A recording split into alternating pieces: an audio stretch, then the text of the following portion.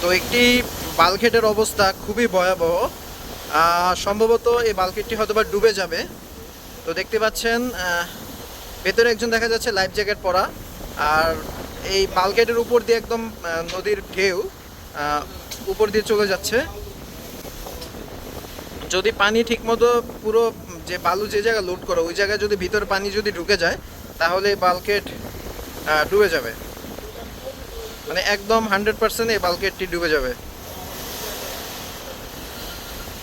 মানে নদীর অবস্থা খুবই ভয়াবহ। যাক, আল্লাহ রক্ষা করুক এই বাল্কহেডটিকে।